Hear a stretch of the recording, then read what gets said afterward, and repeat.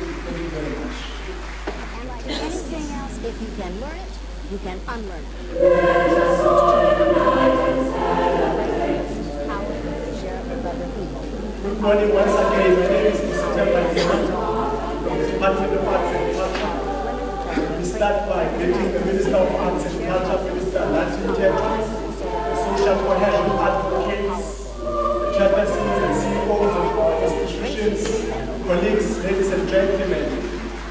Recent spate of racial slurs and racial implications that have dominated national discourse and state organization have shown or exposed fault lines in our national project of reconciliation.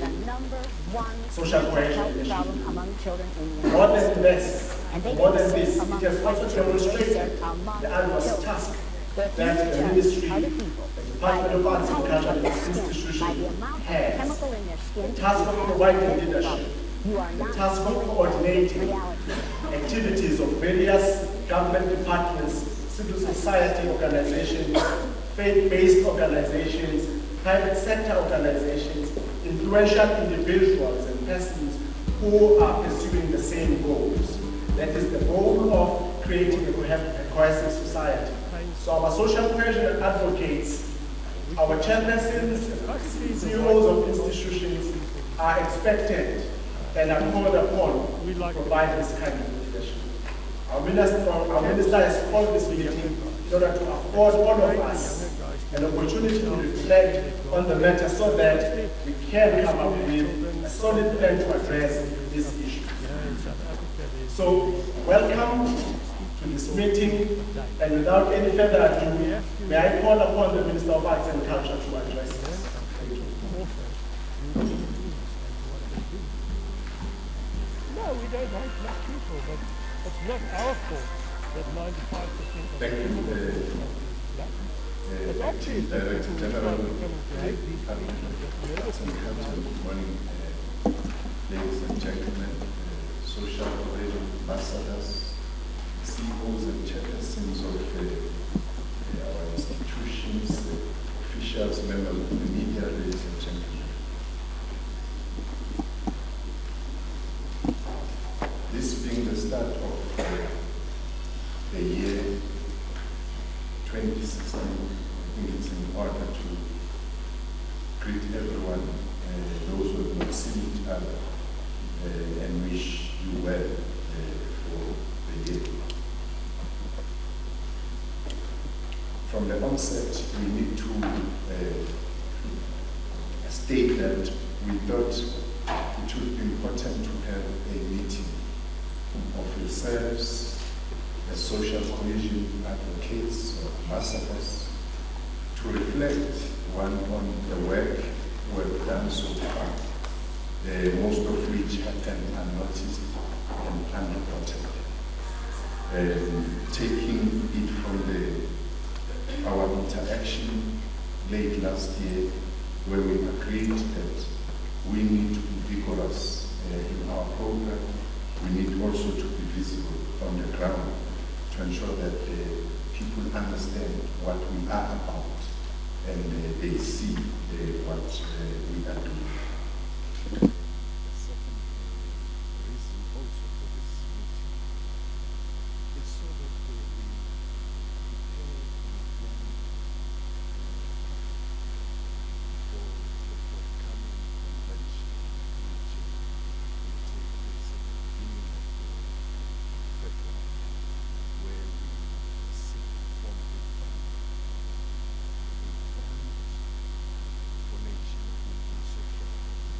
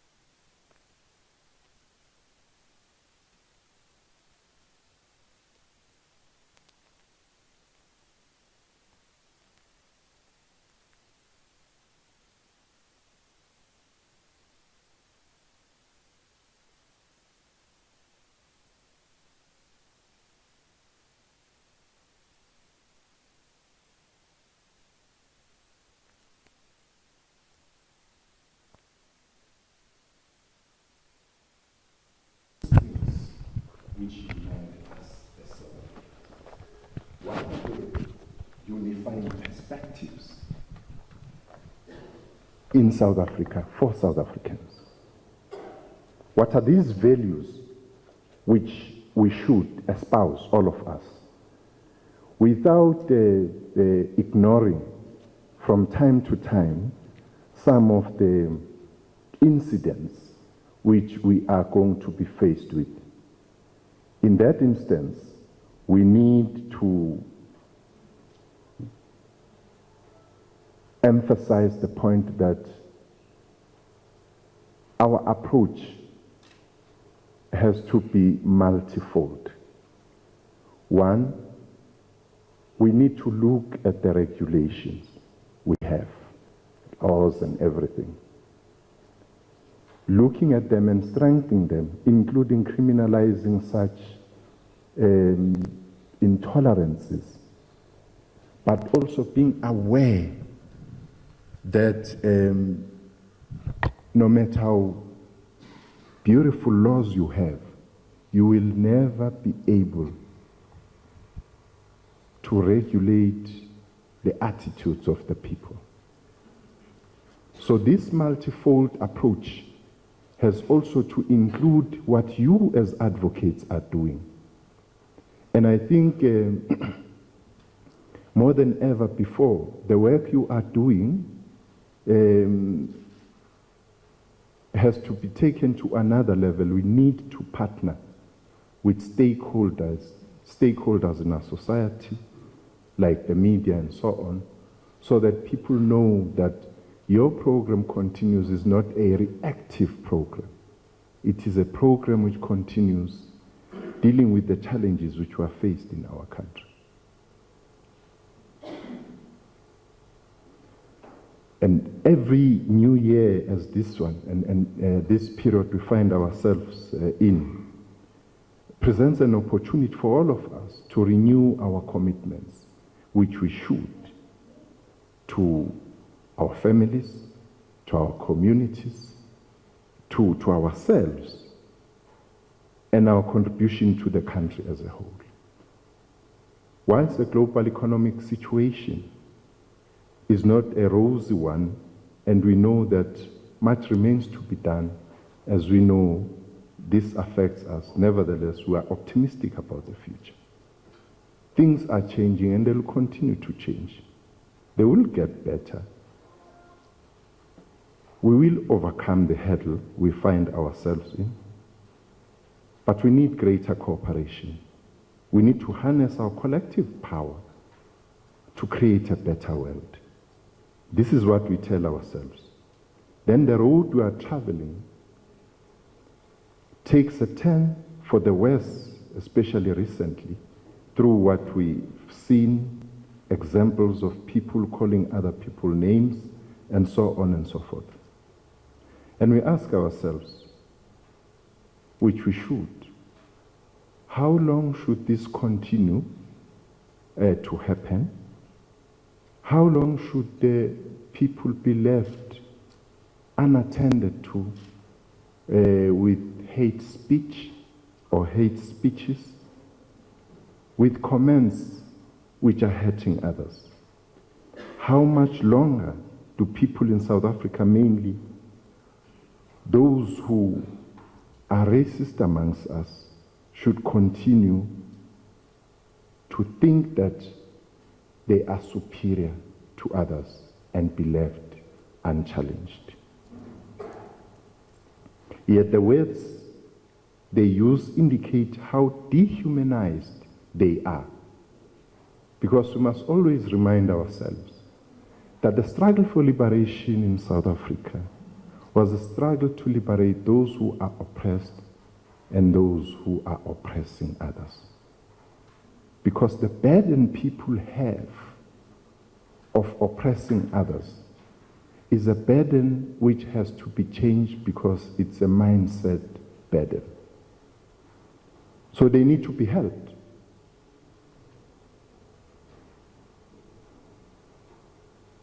Is this the banality of evil that Hannah Arendt is said to have spoken about as she studied Adolf Eichmann, one of the main figures in the Holocaust, and came to the conclusion that those of his ilk did not think about their actions, but were non-thinking? I think it fits very well with our situation. People who say things, you hear when they are questioned about those things that they never thought about them before they uttered them. For Arendt, those who do not think do not value themselves as political beings and do not see their lives as tied with the lives of those of their compatriots. In our particular circumstances, the consequences of such thinking, of such non-thinking and seemingly knee-jerk reactions we have seen spewed from the mouths and actions of some around us could result in a desire for genocide they wish to bring back the darkest days of apartheid, which will not happen. Those who say and think in terms of hatred for others reflect an allegiance not to the South Africa of the present, but an obedience to the perpetuation of the horrors of the past. They also do not understand the pain they cause to others and pain they cause to themselves when they have to explain themselves. There are those who dare say that people generally overreact and that words do not kill. The truth is they do. I'm also reminded here of the words of our first president of the democratic South Africa, Utatu Matiba, when he said, "No one is born hating another person because of the color of his skin or his background." Religion. People must learn to hate. It means somebody teaches someone else to hate. And if they can learn to hate, they can be taught to love. For love comes more naturally to the human heart than its opposite. how profound. And this is what we are faced with today in our country. There are people who were educated that other people are half human and subhumans. Our task is to de-educate them from those myths, because those are myths, but also re-educate them about humanity, the equality of humanity. This is why, as a nation, we have delved so much on nation building, and we should continue on that. National unity and bringing all our people together. For racism is not merely prejudice. It is both ideological and systemic. Racism was able to be systemic in South Africa, given the way it manifested itself throughout almost all institutions in society.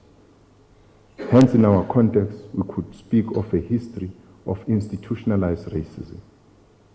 But we also know that racism takes different colors, shapes. And one difficult type of racism is covert racism.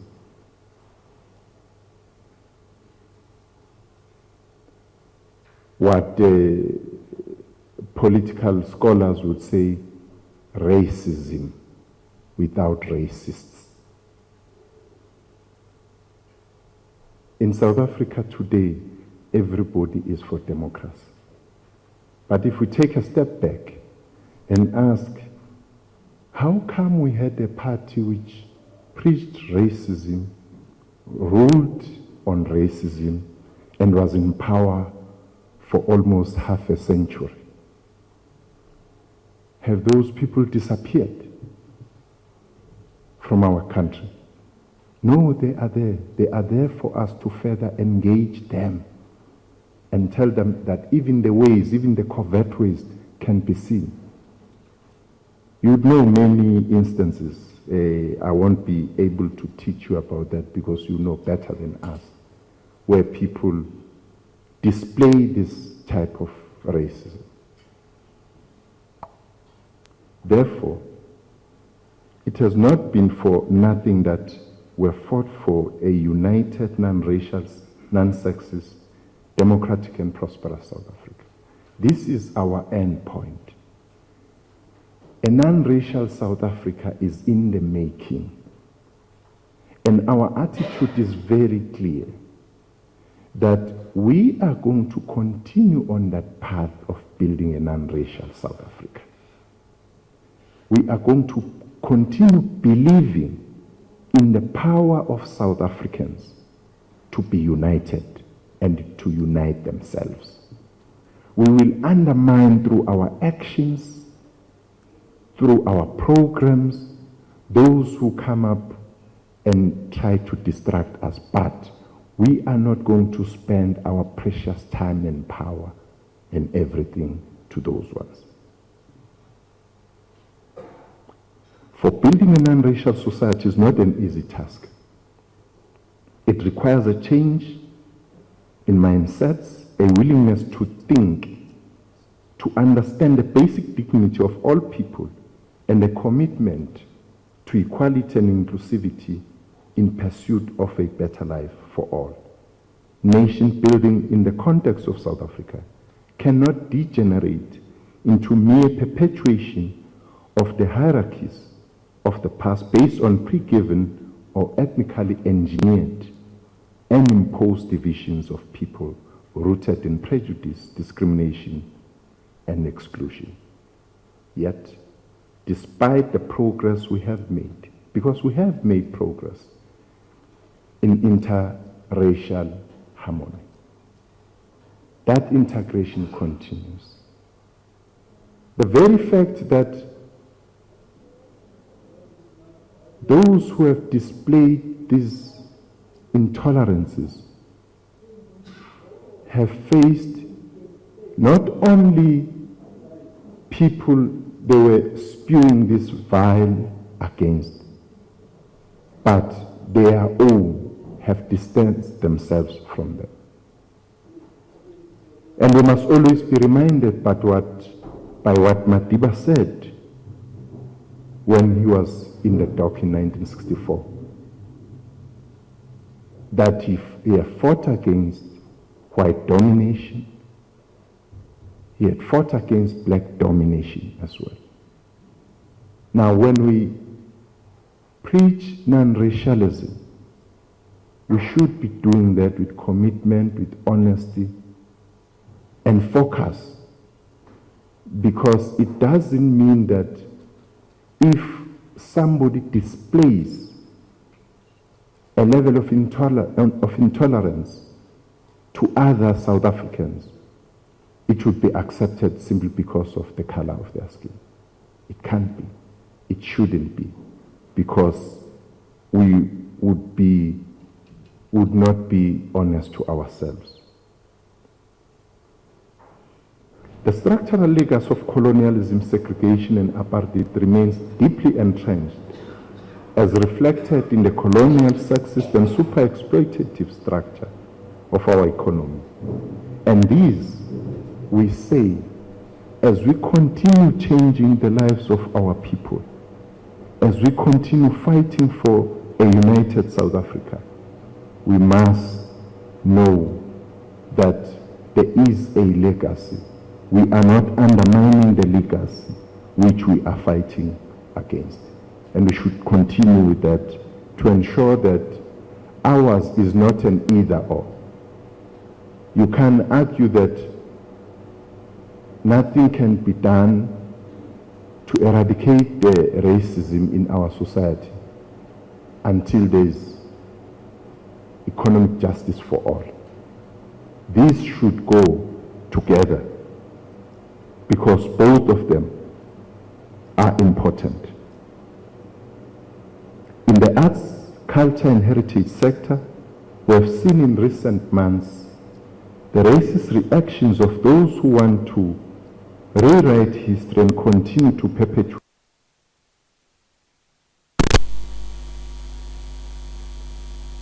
It's against this backdrop that we are calling upon all the sectors in our society,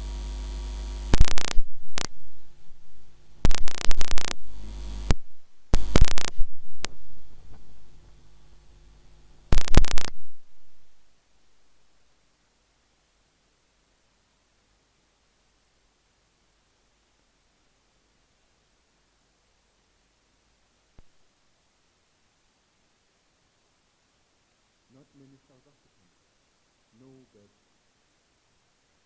community conservation programs are continuing in our community, engaging people.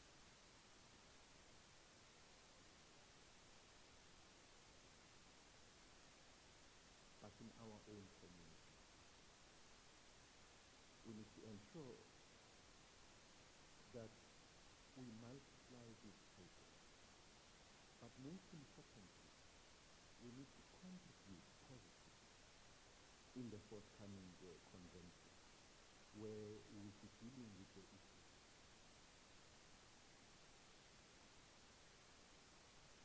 of nation building, where we will be involving everybody in our society to march with us in building.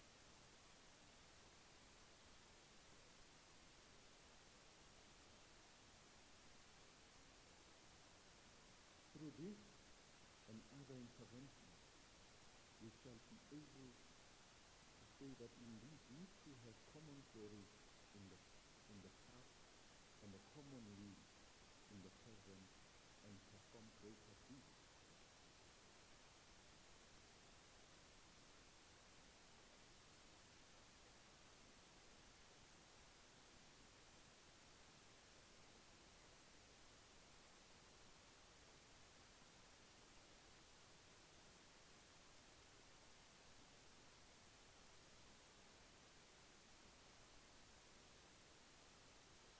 In the calls which have been made in the past,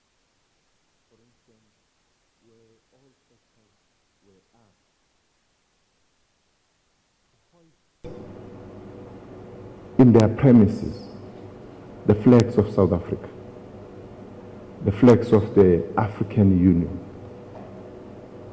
to ensure that we indeed are moving towards the same goal. And this same goal is not a rosy one to talk about. It's easy to take shortcuts. It's easy to say things and react and show your anger and outrage. Perhaps it's important, but we can't be captured by our anger. We need to move beyond our anger. So today's success of this meeting is going to be measured with the level of detail in terms of the program which you as the Social Cohesion Ambassadors are going to be sharing with the rest of South Africa. And in this way, we are going to be able to attain what we have set for ourselves. We have said even in the past that we have the power, we have the will to change things. And we have emphatically dismissed views that there are things we are not going to be able to achieve. Those of you who are here mostly know that as we grew up, you were always told that you can do everything, but you can't change the status quo. You can't change the apartheid government. It's put there for a purpose. You are told that this is the most sophisticated state, well-armed, and even in vernacular, told that umlungu mdala ngeke uze wenze lutho ngayo. But now umlungu mdala manje, you did something ngayo. And you started in 1994 to build a nation, because there was no nation to talk about before 1994. Today, we are on the path to build a united South Africa. And we dare not fail, and we should not fail. Thank you, Program Director.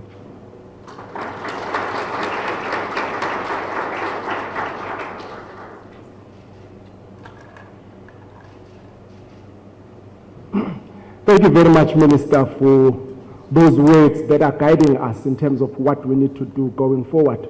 Without the further waste of time, can I please just call upon Judge Mohoro to talk to the program that has been drafted by the Social Cohesion Advocates. And that's what the Minister has been talking about, and I would like us to be very, very careful in listening to what is going to be said so that we can contribute to this program. Thank you very much.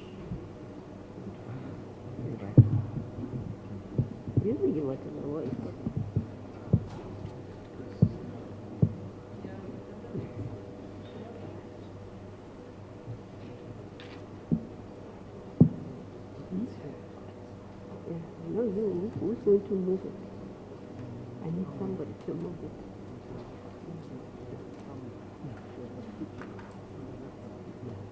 I need somebody to move it because I'm going to look at it. Yeah. But we need somebody to move it. Why don't you? Who's going to move it? You are sure, because I was never giving a speech, I was just giving. They didn't give it. Okay. The pledge.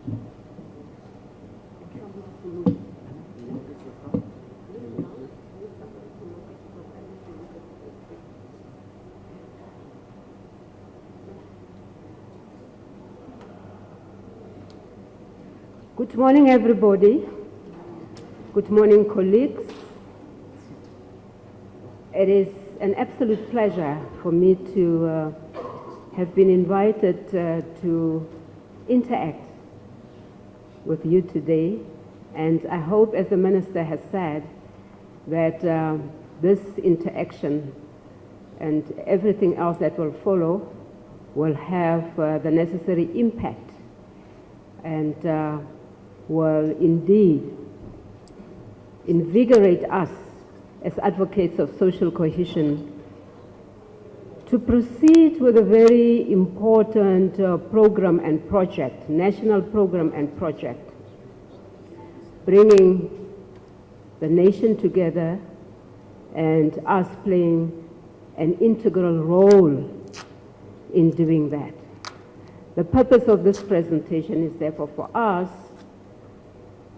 to look at what we have put together as advocates of social cohesion during the various times that we have met, and the program that we have created, therefore, to inform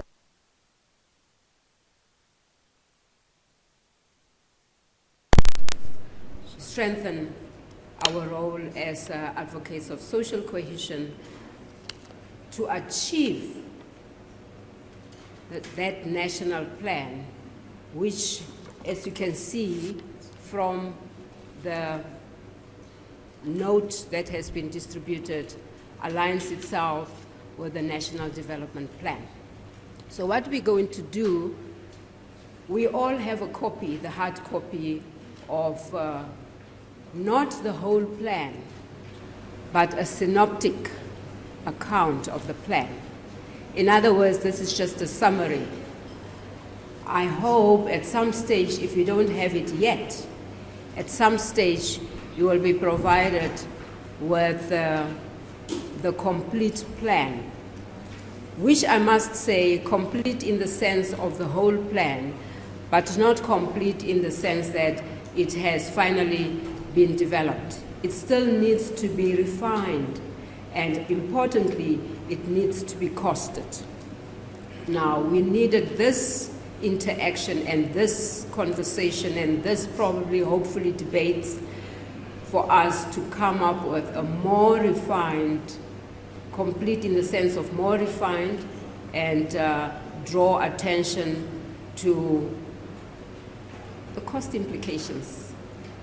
And it is only when we put our heads together and talk about the reality of this plan that we'll probably have formidable ideas of and inform the department of the likely cost implications, so that when we go back to the drawing board, we can then include, amongst others, the actors, who has to do what, because that is very important. Timelines, it's questionable whether a program of social cohesion can have timelines, because social cohesion and the building of a nation is an ongoing process. It is a process, it is not an event, but what we might have to do is specific aspects of the whole plan may need timelines.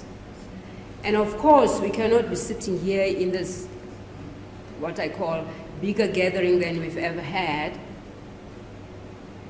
to map out details of costs, details of actors. But we need to have an idea who we think can do what in this plan.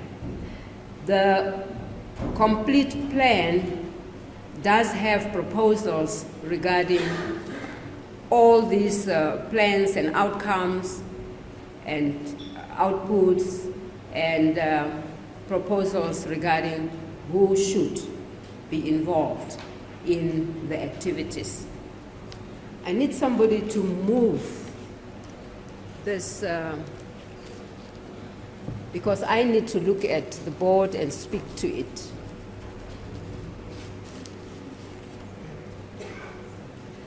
Now, the idea of this plan, as I say, was a direct response to the declaration and resolutions of the 2012 Social Cohesion Summit, okay? And the theme of that summit was working together to build a caring and proud nation.